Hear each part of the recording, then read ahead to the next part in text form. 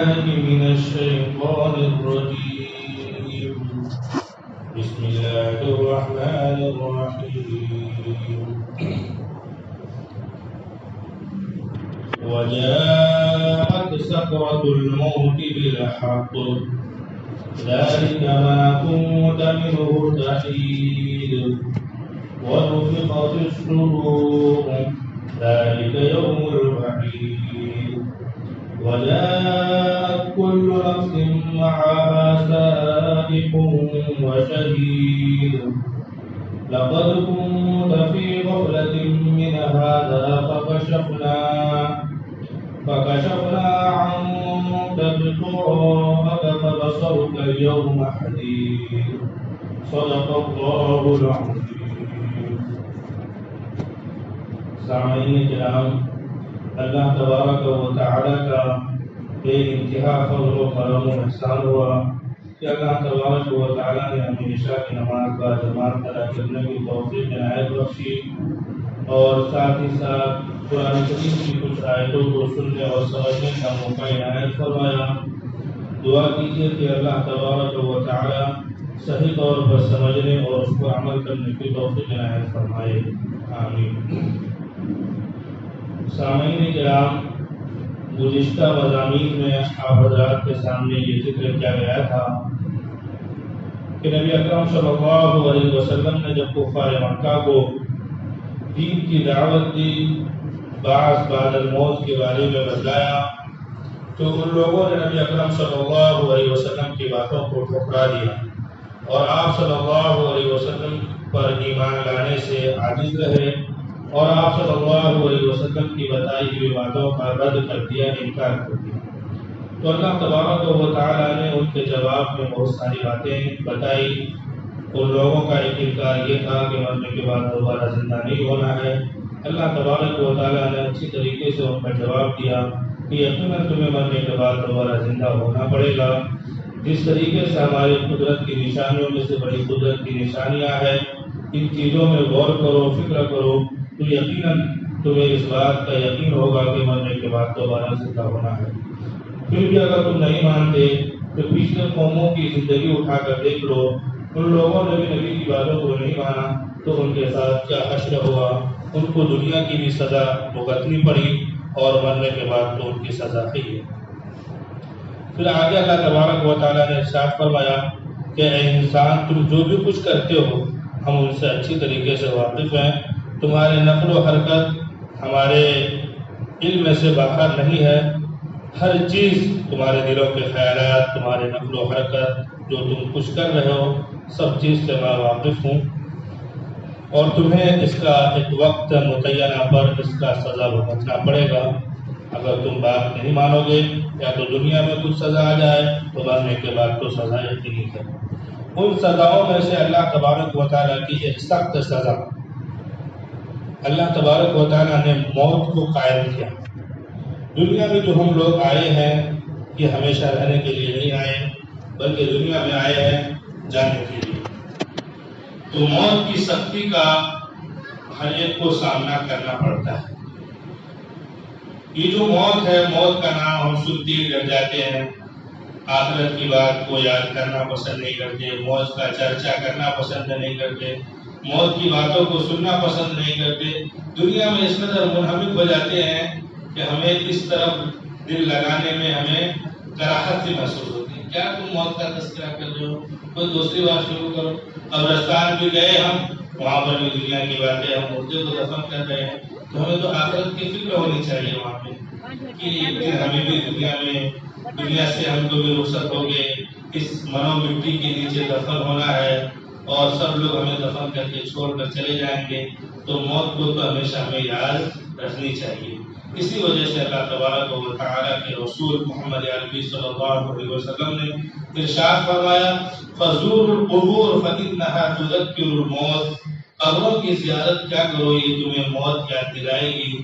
جب تم قبروں کی زیارت کرو گے، موت یاد آئے گی، تو آخرت کی فکر تمہارے دلوں میں سوار ہوگا، مرنے کے بعد کیا ہم سب پیش ہونے والے، ہمارے ساتھ کیا معاملہ ہوگا، موت کی تیاری کی فکر پیدا ہوگی، آخرت کی تیاری کی فکر پیدا ہوگی۔ بہرحال آیت ہم نے ابھی آپ حضرات کے سامنے جو آیت مبارکہ پڑھی ہے ان میں سے پہلی آیت میں اللہ تبارک و تعالی یہ فرما رہے ہیں کہ تمہیں یقیناً موت کی سختی کا مزہ چکھنا پڑے. اس کا مراد مخاطب موت کی سختی سے یہاں کفار ہیں جو اللہ اور اس کے رسول کا انکار کرتے ہیں، ایمان والے نہیں ہیں. موت کی سختی کا مزہ اسے چکھنا پڑے. دیکھو موت جو ہے اس کی سختی جو ہے خطرناک اور خوفناک ہے کہ جسم میں سے روح جب نکالی جاتی ہے اس کی تکلیف بڑی سخت ہے. یہاں تک کہ اس کی تکلیف اتنی سخت ہے قرآن کریم کی آیت مبارکہ ہے وَالنَّازِعَاتِ غَرْقًا وَالنَّاشِطَاتِ نَشْطًا. قسم ہے ان فرشتوں کی جو سختی سے روح نکالتے ہیں اور قسم ہے ان فرشتوں کی جو بند کھول کے آسانی سے روح نکالتے ہیں. تو کافروں کی جو موت ہے بڑی سختی سے نکالی جاتی ہے، بڑی سختی کے ساتھ. اس کی مثال بخاری شریف کی روایتوں میں سے حضرت عائشہ صدیقہ رضی اللہ تعالی عنہا بیان فرماتی ہے کہ اس کی مثال کافروں کی جو روح نکالی جاتی ہے اس کی مثال ایسا ہی جیسے ایک شیپ ہو، کانٹے دار شیپ، اور اس کے اندر اون کو کیا کر دیا گیا ہو، لپیٹ دیا گیا ہو اچھی طریقے سے. اب کانٹے دار شیپ میں اون بالکل جکڑا ہوا ہو، چپکا ہوا ہو، اس کو نکالیں گے تو کتنی سختی سے نکلے گی، آسانی سے تو نکلے گی نہیں. تو جب ایسے ہی کافروں کا جو روح بدن سے نکالی جاتی ہے تو بہت سخت تکلیف ہوتی ہے، بہت سخت تکلیف ہوتی ہے. اور مومن کی جو روح ہے وہ جو نکالی جاتی ہے اس کی مثال احادیث میں حضرت عائشہ صدیقہ رضی اللہ تعالی عنہا فرماتی ہے کہ جیسے مشکیزے سے پانی کا قطرہ نکلتا ہے اسی طریقے سے مومن آدمی کی روح آسانی کے ساتھ نکالتی ہے. جو روح کی جو تکلیف ہوتی ہے، روح کو جب نکالی جاتی ہے جسم سے، اس میں تکلیف ہوتی ہے.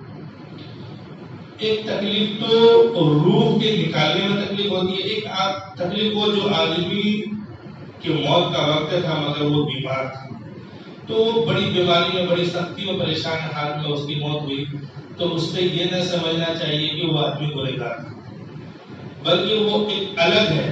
جسمانی بیماری وہ الگ ہے، روح کی تکلیف وہ الگ ہے.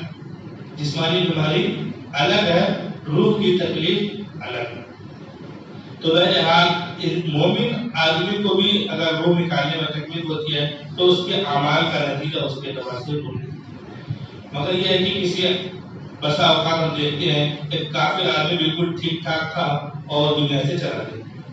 ایک مومن آدمی بہت بیمار تھا، بڑا پریشان تھا، تڑپ رہا تھا اور اس کی روح نکل گئی. ہم لوگ یہ سمجھتے ہیں کہ دیکھو کتنی سختی سے تکلیف روح نکلی ہے اس کی، کتنی سختی سے اس کا اعمال خراب. تو یہ مراد نہیں ہے، بلکہ روح نکالنے میں جو تکلیف ہوتی ہے وہ مراد ہے، جسمانی تکلیف مراد نہیں ہے. بہرحال تکلیف کا سامنا کرنا پڑتا ہے. نبی اکرم صلی اللہ علیہ وسلم جس میں 18 سے جب روح نکالا جا رہا تھا حضرت اماں عائشہ صدیقہ رضی اللہ تعالی عنہا فرماتی ہے کہ میں اس سے زیادہ تکلیف نہیں دیکھی. نبی اکرم صلی اللہ علیہ وسلم کے جس میں 18 سے جب روح نکالا جا رہا تھا، فرشتے روح نکال رہے تھے تو نبی اکرم صلی اللہ علیہ وسلم کے سامنے پانی تھا اور پانی کو لیتے تو آپ اپنے چہرے پر ڈالتے یعنی پسینہ نکلنا. اسی طریقے سے حضرت ابوبکر صدیق رضی اللہ تعالیٰ عنہ کا معاملہ ہے، جب ان کی روح نکالی گئی تو ان پر کیا ہے گشی تاری ہوئی. وہ گشی تاری ہوئی تو حضرت عائشہ صدیقہ رضی اللہ تعالیٰ عنہ کہنے لگی، ایک شعر پڑھی. شعر کا مطلب یہ ہے کہ جمع ہوا خون اب بہنے والا، یعنی ایک خون جمع ہوا تھا باڈی میں، اب یہ بہنے والے ہیں یا دنیا سے رخصت ہونے والے ہیں. تو اس وقت حضرت ابوبکر صدیق رضی اللہ تعالیٰ عنہ نے فرمایا تمہیں یہ شعر نہیں کہنی چاہیے، تمہیں تو یہ کہنی چاہیے وجاءت سکرۃ الموت بالحق، تو موت کی تکلیف سختی ہے برحق. تو بہرحال مومن آدمی کی جو روح نکالی جاتی ہے قرآن کے اعتبار سے روح نکالنے میں اس کو کوئی تکلیف نہیں ہوتی. اگر تکلیف ہوتی ہے تو وہ اس کے اعمال کا نتیجے کے اعتبار سے. اب اس سے اللہ تبارک و تعالیٰ کافروں موت جو ہے یہ ایک قیامت صغریٰ، چھوٹی قیامت. تم ابھی مرنے کے بعد دوبارہ زندہ ہونے کا انکار کر رہے تھے، موج مستی میں مبتلا تھے، لو اب تمہاری کیا ہو گئی، موت آ گئی. بڑا موت سے بدکتے تھے, بھاگتے تھے. موت کیا ہے؟ آ گئی. موت تمہیں کیا کر لیا؟ گرفتار کر لیا. دنیا میں لاکھوں کروڑ کروڑ انسان آئے اور چلے گئے. موت نے کسی کو چھوڑا نہیں. ایک شعر ہے میں پڑھتا ہوں. مکی ہو گئے بے مکا کیسے کیسے, ہوئے نامور بے نشاں کیسے کیسے, زمین کھا گئی آسماں کیسے کیسے, جگہ جی لگانے کی دنیا نہیں ہے, یہ عبرت کی جا ہے تماشا نہیں ہے. یعنی ہم کو اتنے سارے لوگ دنیا سے چلے گئے, بڑے بڑے بادشاہ بھی گئے, تو ہمیں اس سے عبرت حاصل کر کے اپنی زندگی کو شریعت کے مطابق ڈھالنا. اور ایک شعر ہے اسی کے مطابق, اجل موت, اجل نے نہ کسرا ہی چھوڑا نہ دارا, اسی سے سکندر سا فاتح بہار, ہر ایک لے کے کیا کیا نہ حسرت خدارا, پڑا رہ گیا سب یوں ہی ٹھاٹ سارا, جگہ جی لگانے کی دنیا نہیں ہے, یہ عبرت کی جا ہے تماشا نہیں ہے. سامان 100 برس کا ہمارے پاس ہے مگر پل کی خبر نہیں ہے. تو دنیا میں ایسا منہمک نہیں ہونی چاہیے. دنیا تو ایسا گزارو, کن فی الدنیا کأنک غریب او عابر سبیل, دنیا میں ایسا رہو جیسے ایک اجنبی اور مسافر آدمی کہیں جاتا ہے تو کتنا سامان ہوتا ہے اس کے پاس, تو بس معمولی سی ایسا دنیا میں زندگی گزارو اور فکر آخرت سوار رکھو. اصل کامیابی تو آخرت کی کامیابی ہے. ایک تو قیامت صغریٰ موت, بڑی قیامت جب سور پھونکا جائے گا, جب دوبارہ جب سور پھونکا جائے گا تو سب کے سب لوگ میدان محشر کی طرف اٹھ کے ہوں گے, اپنے قبروں سے اٹھ کر میدان محشر کی طرف جمع ہوں گے, اور وہاں حساب و کتاب کا سلسلہ شروع ہوگا. اور ہر انسان کے ساتھ دو فرشتے ہوں. ایک فرشتہ وہ جو اسے لے کر جائے گا رہبر کہ کدھر سے جانا ہے. انسان کو تو پتہ نہیں کدھر سے جانا میدان محشر کہاں ہے, تو ایک فرشتہ اسے لے کر جائے گا. جیسے مثال کے طور پر ہمیں کہیں جانا ہوتا ہے, ہم کو پتہ نہیں, تو ایک رہبر بھی طے کر لیتے ہیں کہ تمہیں راستہ پتہ ہے تو اس راستے سے اس گلی سے ادھر سے لے کے جانا ہے. تو ہر انسان کے ساتھ ایک فرشتہ بھی ہوگا جو اسے میدان محشر کی طرف لے کر جائے گا کھینچ کے. اور اس کے بعد ہر انسان کے ساتھ ایک فرشتہ بھی ہوگا جو اس کے عمل کی گواہی دے گا کہ اس نے کیا اچھا عمل کیا, کیا برا عمل کیا. ایک روایت کے مطابق یہ ہے کہ جو گواہی دیں گے اس کے جسم کے اعضاء ہی گواہی دیں گے کہ اللہ تبارک و تعالیٰ ان سے پوچھیں کہ تم نے فلاں گناہ کیا تھا, تم نے فلاں انکار کیا تھا, تم نے رسول کی تعلیمات کو اس طریقے سے ٹھکرایا تھا, تم نے نبی کی باتوں کو اس طریقے سے ٹھکرایا تھا, تم نے ہماری باتوں کو نہیں مانا تھا. بہت طرح طرح کے گناہ ہیں, اس کا اللہ تبارک و تعالیٰ سوال کریں گے. تو وہ کہے گا نہیں میں تو نہیں کیا. انسان تو جھوٹ بولنے کا عادی دنیا میں ہے. وہاں میں اللہ کے سامنے بولے گا, سورہ یاسین شریف میں اس کے منہ پر مہر لگا دی جائے. اس کے اعضاء, اس کے ہاتھ, اس کے پیر, اس کے وہ اعضاء جس نے گناہ کیا وہ گواہی دیں گے. اب بتاؤ, دنیا میں ہم اپنے ہاتھ کو اپنا ہاتھ سمجھتے تھے, کل قیامت کے دن یہ ہاتھ بھی ہماری مخالف ہو جائیں گے, یہ پیر بھی ہمارے مخالف ہو جائیں گے. اللہ تبارک و تعالیٰ سے گویائی عطا فرمائیں گے اور وہ گواہی دیں گے.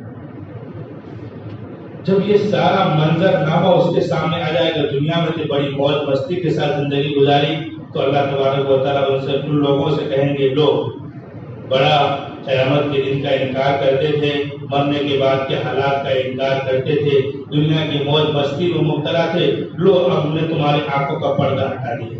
یعنی وہ واقعات جو مرنے کے بعد پیش آنے والے تھے اللہ تبارک و تعالیٰ اس کے سامنے کر دیں گے. جنت بھی ہے, جہنم بھی ہے, اپنے اعمال کے سوا اسے کچھ نظر نہیں آئے گا. اس وقت انسان بے بسی کے عالم میں ہوگا, تو اسے اچھی طریقے سے سمجھ میں آئے گا. کافر حضرات ان چیزوں کو دیکھ کر کہیں گے یا لیتنی کنت ترابا, کاش کہ میں مٹی ہوتا. یہ سب چیزیں مجھے دیکھنے کا موقع ہی نہیں ملتا. کہ میں مٹی ہوتا تو مجھے یہ سب چیزیں دیکھنے کا موقع نہیں ملتا. تو میرے عزیز دوستو, خلاصہ یہ ہے کہ ہمیں چوکنا زندگی گزارنی ہے, آخرت کی فکر کو دل میں رکھتے ہوئے زندگی گزارنی ہے, اور آخرت کی تیاری کے ساتھ زندگی گزارنی ہے. اللہ اور اس کے رسول کی تعلیمات کے مطابق زندگی گزارنی ہے. اسی میں ہم سب کے لیے سراپا کام کرنا ہے. دیکھتے کرنا وَجَاءَتْ سَكْرَةُ الْمَوْتِ بِالْحَقِّ, موت کی سختی یقیناً آئے گی. موت کی سختی یقیناً آئے گی، کافروں کو موت کی سختی کا سامنا کرنا پڑے گا، یقیناً آئے گی۔ ذَلِكَ مَا كُنتَ مِنْهُ تَحِيدُ، یہی وہ چیزیں ہیں، یہی وہ موت ہے جس سے تم بھاگتے تھے، یہی وہ موت ہے جس سے تم کیا ہے بدکتے تھے، ٹالتے تھے۔ موت کی باتوں کو کیا کرتے تھے؟ ٹالتے تھے۔ کیا موت کا تذکرہ کر رہے ہو؟ یہ لو، یہ موت آ گئی تمہارے پاس۔ وَنُفِخَ فِي الصُّورِ ذَلِكَ يَوْمُ الْوَعِيدِ، اور سور پھونکا جائے گا، یہ سزا کا لیے ہوگا۔ سور پھونکا جائے گا، ایک تو قیامت صغریٰ اس کی موت آ گئی، قیامت کبریٰ جو یعنی قیامت آئے گی اور میدان محشر کی طرف یہ لوگ جمع ہوں گے دوبارہ دوسری مرتبہ جب سور پھونکی جائے گی، تو وہاں حساب و کتاب کا سلسلہ شروع ہوگا۔ تو یہ تمہاری عذاب کا دن ہوگا، سختی کا دن ہوگا۔ وَجَاءَتْ كُلُّ نَفْسٍ مَعَهَا سَائِقٌ وَشَهِيدٌ، ہر انسان کے ساتھ ایک رہبر اور ایک گواہ ہوگا۔ ہر ایک انسان کے ساتھ ایک رہبر اور ایک گواہ ہوگا۔ سائق کہتے ہیں ڈرائیور کو، ڈرائیور کو کیا کہتے ہیں؟ سائق کہتے ہیں عربی میں۔ ڈرائیور بھی آگے راستہ پتہ ہے اس کو، کس طریقے سے اس کو لے کے جانا ہے، تو اسی کو ہم نے ترجمہ کیا رہبر۔ لَقَدْ كُنْتَ فِي غَفْلَةٍ مِّنْ هَذَا فَكَشَفْنَا عَنكَ غِطَاءَكَ فَبَصَرُكَ الْيَوْمَ حَدِيدٌ، تم اس سے غفلت میں تھے، یعنی جب وہ میدان محشر قائم ہوں گے، سب چیزیں اس کے نظروں کے سامنے آ جائیں گے، ہم نے کیا اچھا کیا، کیا برا کیا، اب ہمارے حق میں کیا فیصلہ ہے، اب کے کہاں جانا ہے، تو اس دن سے کیا ہے تم غفلت میں تھے، اس سے مرنے کے بعد دوبارہ زندہ ہونے سے غفلت میں تھے۔ فَكَشَفْنَا عَنكَ غِطَاءَكَ فَبَصَرُكَ الْيَوْمَ حَدِيدٌ، یعنی ان تمام باتوں سے یہ لوگ غفلت میں تھے جو مرنے کے بعد پیش آنے والے احوال، تو ہم نے تم سے تمہارا پردہ ہٹا دیا، یعنی وہ چیزیں جو تمہیں آخرت دنیا میں نظر نہیں آتی تھی، اب وہ چیزیں تو اپنے آنکھوں سے دیکھو، جنت بھی ہے، جہنم بھی ہے، تمہارے اعمال ہے، پردہ ہٹا دیا، اب اچھی طریقے سے پتہ چلا۔ فَبَصَرُكَ الْيَوْمَ حَدِيدٌ، آج تمہاری نگاہ بڑی تیز ہے، دنیا میں تو بات نہیں مان رہے تھے، آج لوگ دیکھ لو، اچھی طریقے سے پتہ چل گیا، اپنے نظروں کے سامنے دیکھ لیے۔ تو بہرحال دعا کیجئے اللہ تبارک و تعالی ہمیں فکر آخرت کے ساتھ زندگی گزارنے کی توفیق عطا فرمائے، آمین۔ وآخر دعوانا الحمدللہ۔